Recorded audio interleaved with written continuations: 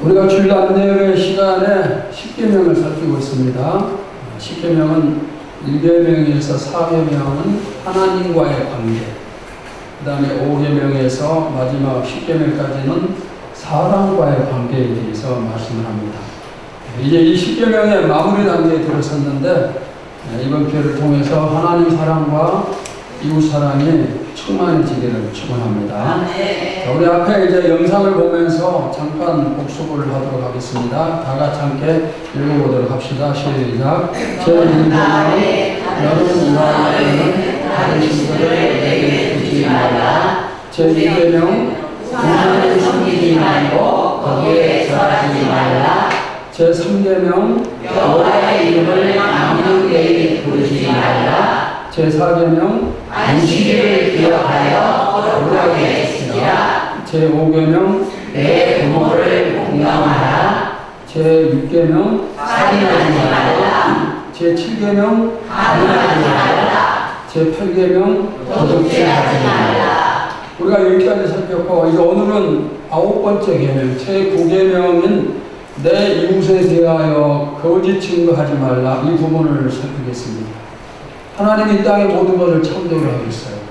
인간을 창조하셨고 식물과 동물 또 해, 달, 별 모든 것이 하나님에 의해서 창조가 되었습니다. 그런데 특별히 인간은 하나님의 형상을 따라 창조되어 있어요. 이것은 무슨 뜻인가 하면은 하나님을 닮았다는 거예요. 여러분들은 하나님을 닮은 사람들이에요. 그리고 하나님이 사람들에게 다른 피조물이 가지지 않는 한 가지 특별한 의사를 주셨는데, 그것은 바로 언어의 능력이에요. 물론 짐승에게도 언어가 있어요. 또 식물도 서로 소통하는 언어가 있다고 합니다. 그러나 그들의 언어는 사람의 언어 수준에 비하면 턱없이 부족한 언어가 되겠죠. 이 언어는 때때로 마음을 즐겁게 해주는 그런 역할을 합니다. 사랑하는 사람이 내가 당신을 사랑합니다 하고 말했을 때 그것은 듣는 사람의 마음을 기쁘게 해요. 또 재판석에서 판사가 당신은 무죄입니다 이렇게 판결할 때도 기쁜 말이 되겠죠. 의사가 철저하게 검사를 해본 다음에 당신에게 어떤 병도 없습니다, 당신은 정말 건강합니다 이런 말을 해줄 때도 기쁨이 충만할 것입니다. 회사의 대표가 당신의 연봉을 벌려주겠다, 이것도 듣기 좋은 그런 말이에요. 그런데 이 언어는 때때로 마음을 슬프게 하는 데 사용되기도 합니다. 의사가 안 됐습니다, 당신의 병을 고칠 수 없습니다. 얼마나 슬퍼요. 회사 대표가 당신은 더 이상 회사에 나올 필요가 없습니다, 잘렸어요. 너무나 슬프죠. 사랑하는 사람이 나는 더 이상 당신을 사랑하지 않습니다 이렇게 말할 때도 듣는 사람의 마음은 아프고 슬픔에 젖어들어요. 이와 같이 언어는 기쁨과 슬픔을 동시에 수발을 합니다. 오늘은 이 언어 생활 가운데서 거짓말에 대한 교훈인데, 거짓 증거하지 말라, 이 말씀에서 거짓이라는 단어의 원어적인 뜻은 거짓말, 속임수, 허위, 헛됨 이런 뜻이 있어요. 말에는 엄청난 힘이 있습니다. 사람을 살리기도 하고 죽이기도 하는 것이 바로 말이에요. 야고보서 3장 4절, 5절, 6절 우리 다 같이 함께 보실까요? 시작. 또 배를 보라. 그렇게 크고 광풍에 밀려나는 것들을 지극히 잘하는 키로서 사공의 뜻대로 우리 하나님 이와 같이 혀도 작은 지처로되 큰 것을 자랑하도다. 보라, 얼마나 작은 불이 얼마나 많은 나무를 태우는가. 혀는 곧 불이요 불의 세계라. 혀는 우리 지체 중에서 온 몸을 괴롭히고 삶의 수레바퀴를 들 사람이 그 사는 것이 지옥에서 나옵니다. 바다의 터위는 엄청나게 큰 배, 그 배의 방향을 결정하는 것은 배 꽁무니에 달려있는 조그만 키가 결정합니다. 비가 오랫동안 오지 않으면 산불이 많이 납니다. 우리가 우리 주변에서 이 엄청난 산불을 자꾸 경험을 하는데, 이 대형 산불이 어떻게 시작이 될까요? 아주 조그만 불씨에서 시작이 돼요. 성냥 한 겹이 아니면 담배 불씨, 이렇게 적은 것이지만 그것이 엄청난 대형 산불을 만듭니다. 혀도 마찬가지. 혀는 우리 몸 가운데서 가장 적은 지체인데 최고의 이력을 발휘하는 것이 바로 혀입니다. 말의 이력이 엄청나다는 뜻이에요. 우리 혀는 어떤 혀입니까? 가장 복 있는 혀는 복음을 전하는 혀, 그리고 또 기도하는 혀, 전도하는 혀, 위로하는 혀, 하나님이 기뻐하시는 혀가 될 것입니다. 우리의 혀가 좋은 혀가 되고 살리는 혀가 되기를 주의 이름으로 축원합니다. 아멘. 거짓 증거하지 말라는 것은 본래는 재판과 관계된 내용이에요. 그런데 십계명의 정신은 항상 더 폭이 넓게 적용이 됐습니다. 예를 들면 살인하지 말라 계명은 구약에서는 사람을 실제로 죽인 것에만 적용이 됐지만 예수님은 형제를 마음으로 미워하는 것도 살인에 해당이 된다, 이렇게 범위를 넓히셨습니다. 제9계명, 오늘 살피는 계명도 마찬가지로 이 적용 범위가 확장이 돼요. 재판에서 거짓 증거하지 말라, 여기에 한정되지 않고 너희의 언어 생활에서 거짓말하지 말라, 이렇게 확장을 시킬 수가 있습니다. 그러면은 10계명은 왜 거짓 증거하지 말라 이렇게 말씀을 할까요? 고대에는 지금처럼 CCTV가 없었어요. 그 다음에 또 블랙박스도 없었고 핸드폰이 없었습니다. 녹음이나 녹화 기능을 갖춘 기계들이 없었기 때문에 법정에서는 오직 증인들의 증언에 의지를 합니다. 증언에 따라서 사람들을 살리기도 하고 죽이기도 하고 죽고 사는 결과가 혀의 권세에 달려 있습니다. 잠언 14장 25절을 봅시다. 시작. 진실한 증인은 사람의 생명을 구원하려고 거짓말을 뱉는 사람은 속임이라. 예나 지금이나 억울한 재판이 많은 것 같아요. 특별히 옛날에는 더 많았겠죠. 그러면은 어떤 사람이 억울함을 많이 당할까요? 돈이 없고 힘이 없는 사람들. 힘없는 사람들이 재판에서 억울함을 당하지 않으려면 딱 한 가지, 증인들이 진실을 말하면 돼요.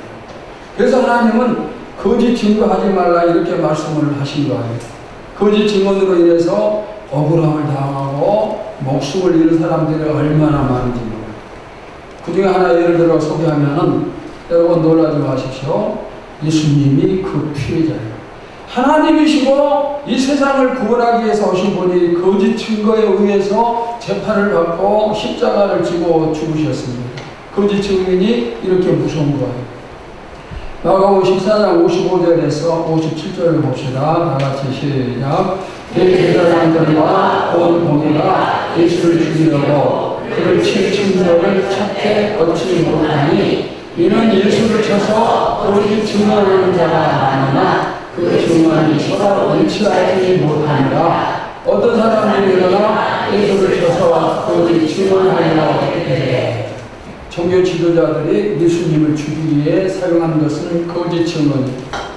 예수님에게서 어떤 죄도 발견할 수가 없었습니다. 그래서 결국 거짓으로 죄를 뒤집어 쓰었어요. 이 거짓 증인이 어디서 온 거예요? 거짓말에서 온 거예요. 자, 이 시간에 이 거짓에 대해서 몇 가지 교훈을 살피도록 하겠습니다. 첫째는 하나님과 거짓말. 자, 여러분 한번 대답해 보세요. 하나님이 거짓말을 하실 수가 있어요, 없어요? 없어요.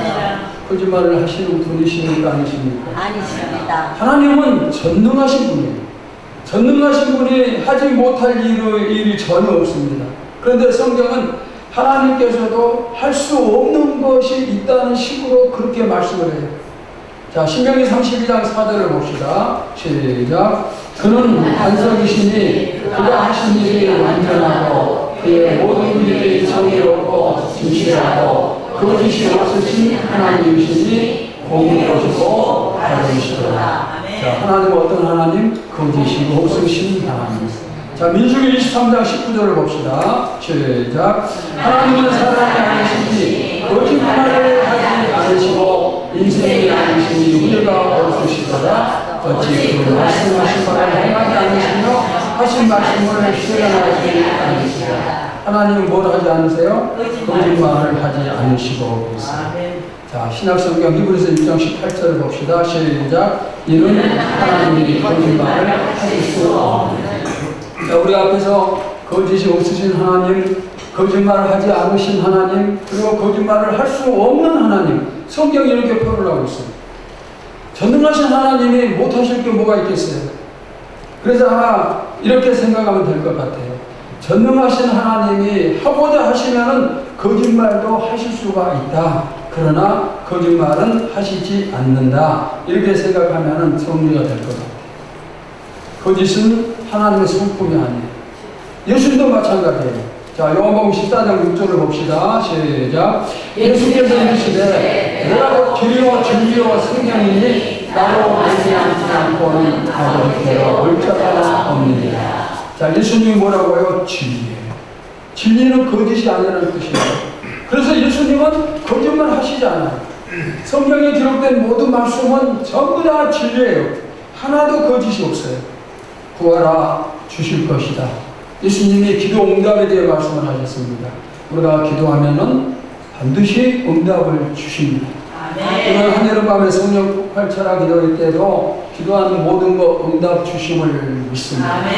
또 주님 말씀하셨어요. 세상 끝날까지 내가 너를 지켜주리라.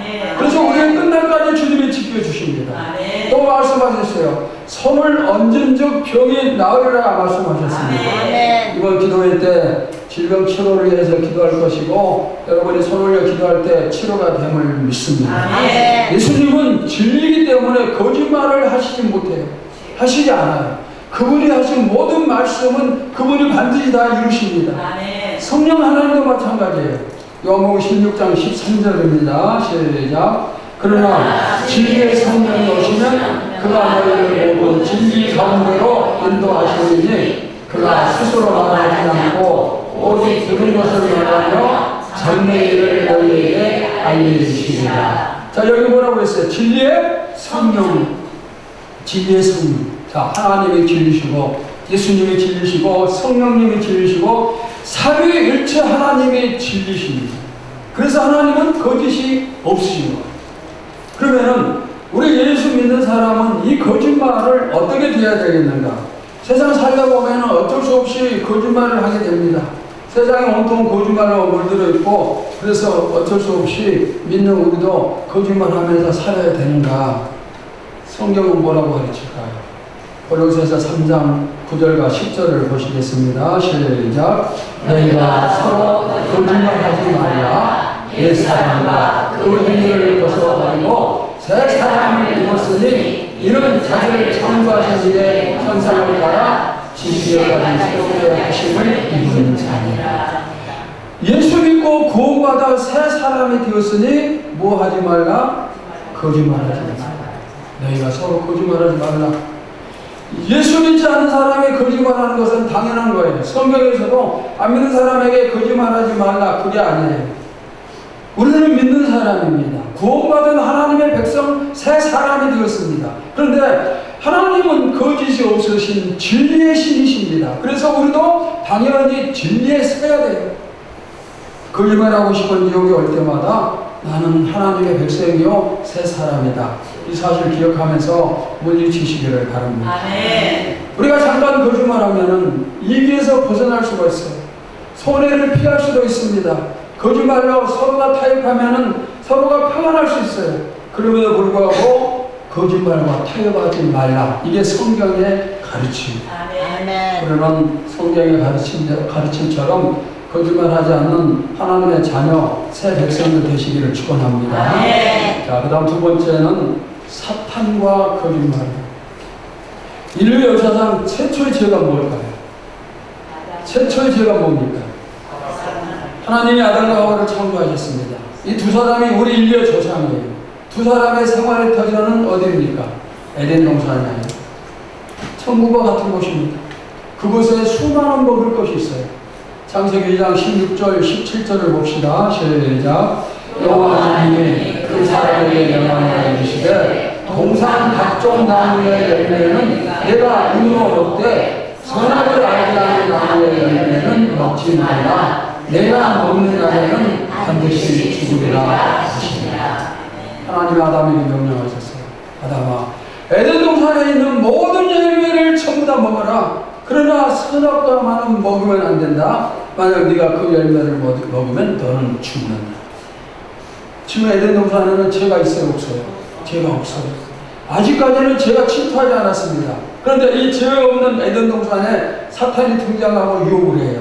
창세기 3장 1절 봅시다. 시작. 그런데 뱀은 여호와 하나님이 지으신 둘 짐승 중에 가장 강교하니라. 뱀이 여자에게 물어주되 하나님이 참으로 너희에게 동산 모든 나무의 열매를 먹지 말라 하셨냐. 사탄이 뱀의 모습으로 등장해서 하와를 유혹을 합니다. 사탄이 하나님이 동산에 있는 모든 열매를 먹지 말라고 하더냐 하면서 하와에게 질문을 해요.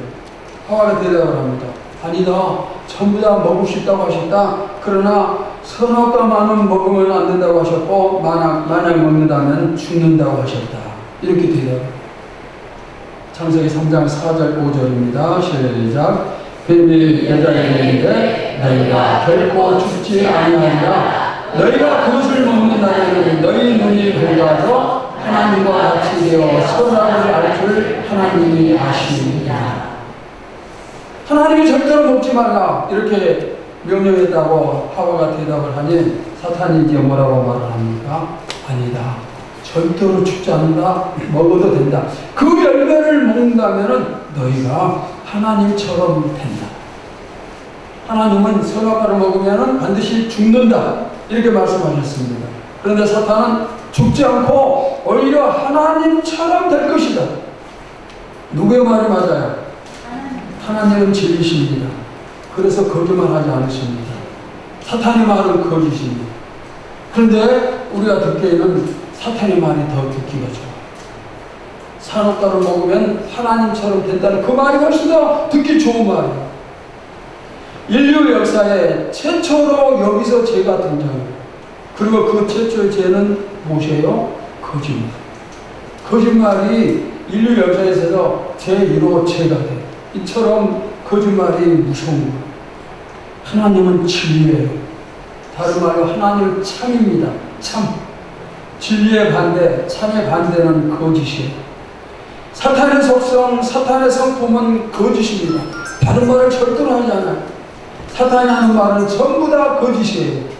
요한복음 8장 44절을 봅시다. 시작.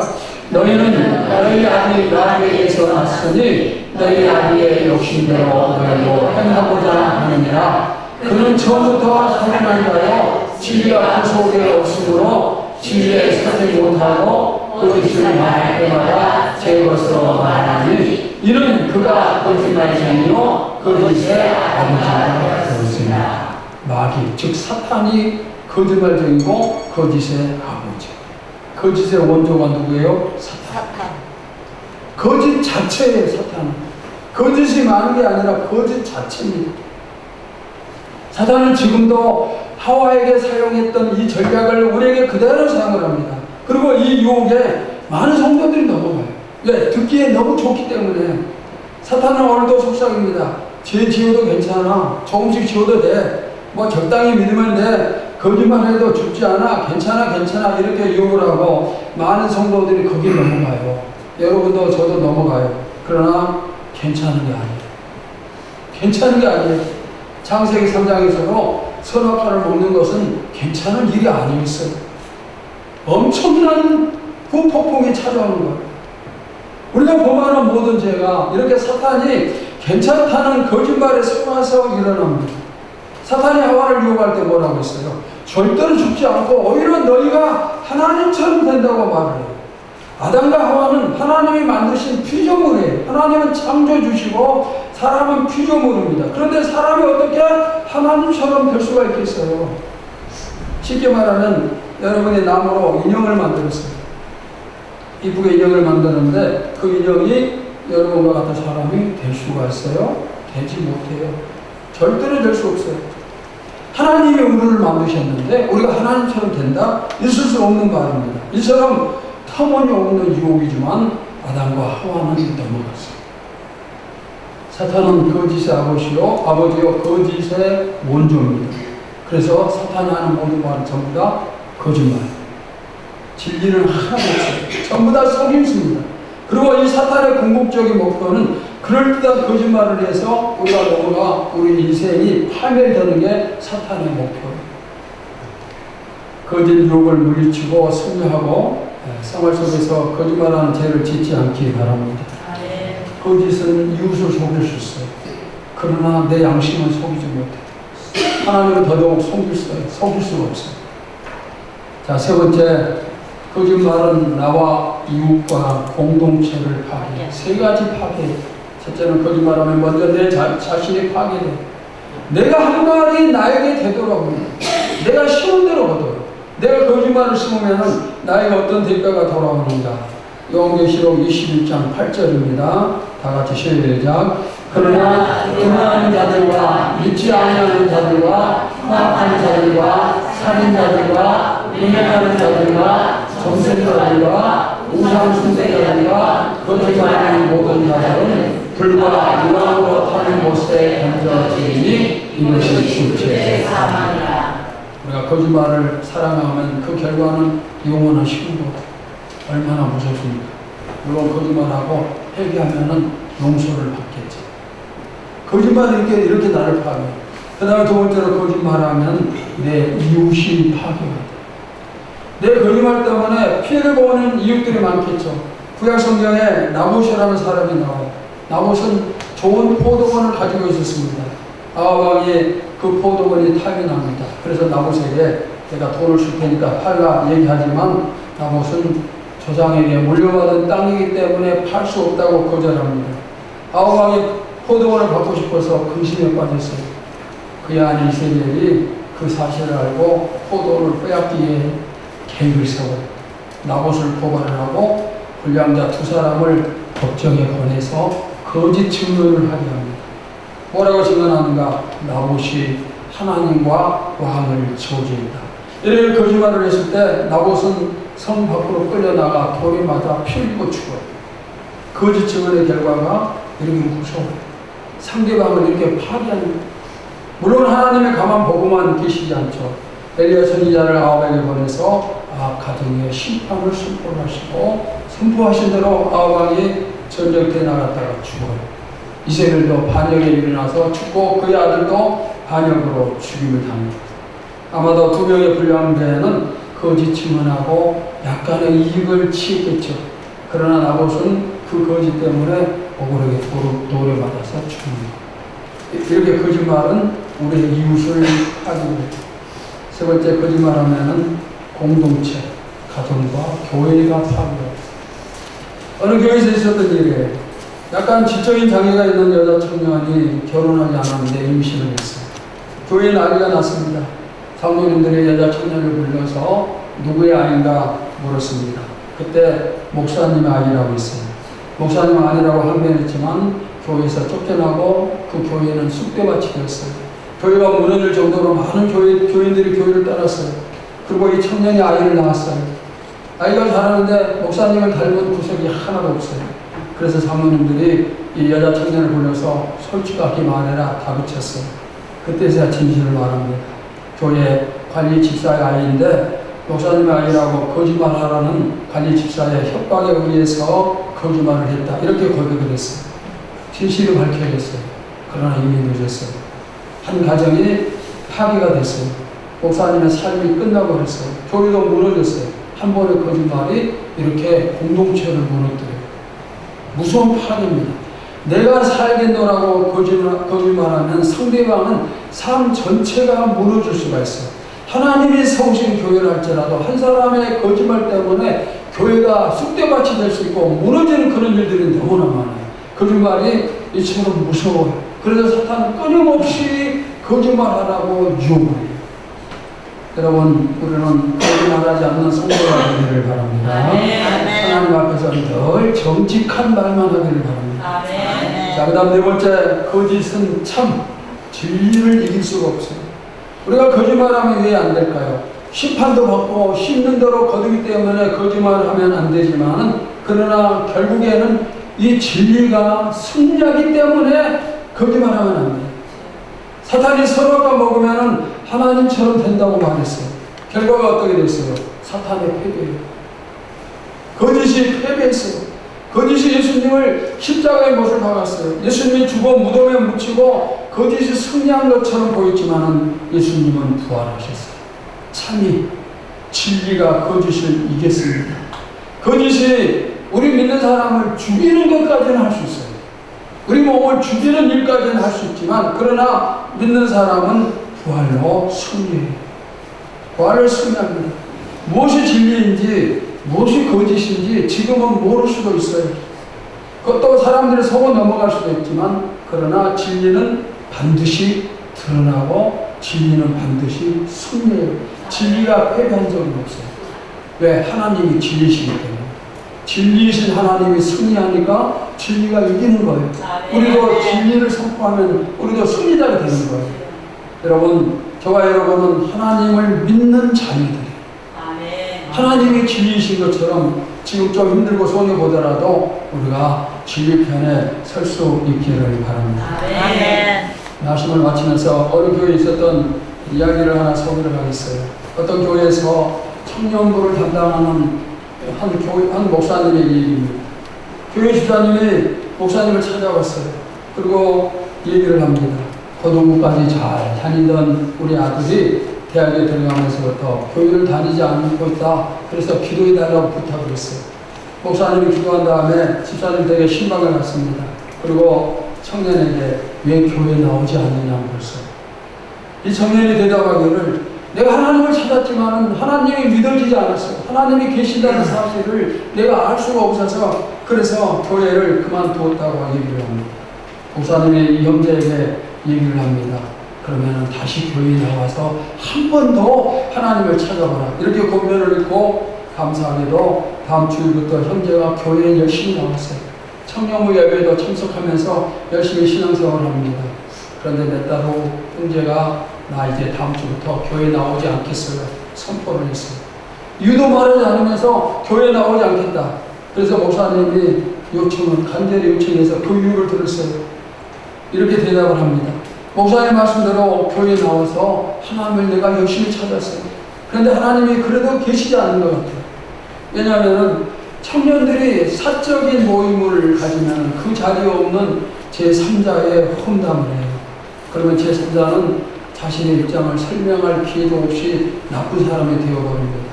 오랫동안 하나님을 믿는다는 사람들이 아무렇지도 않게 거짓말과 험담을 한다는 것은 하나님이 계시지 않는다는 증거가 아닙니까? 하나님이 계신다면 어떻게 그런 거짓말과 험담을 할 수가 있을까요? 이렇게 얘기를 했어요. 형제의 말을 듣고 목사님이 그 청년 앞에 무릎을 꿇었어요. 그의 말이 틀린 게 하나도 없었기 때문에 무릎을 꿇고 이렇게 말을 합니다. 목사님, 내가 잘못 가르쳐서 그렇다. 용서를 구하고 시간을 달라고 그러면서 목사님이 설득하고 또 설득해서 형제는 계속해서 교회에 다니기로 했어요. 그때 이 목사님이 깨달은 것이 왜 성경에서 거짓, 험담 이것을 하지 말라고 명했는지 깨달았다 그랬습니다. 교회를 무너뜨리는 가장 무서운 것은 험담으로 거짓말하다. 이후로 목사님의 청년에서 거짓을 험담하지 말 것, 말 조심할 것을 계속 가르쳤고 그 청년은 지금도 신실한 그리스도인으로 주님을 섬기고 있다는 간증입니다.